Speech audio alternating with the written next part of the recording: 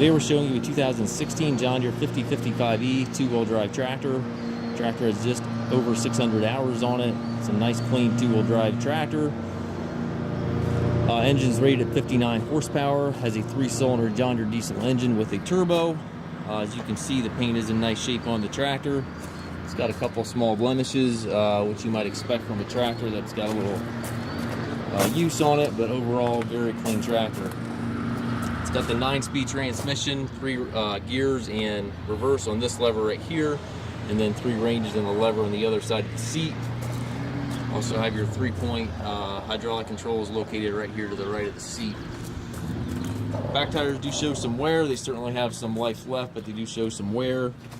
Has the stabilizer chains on it, has a top link on it, rear hydraulic outlet back here.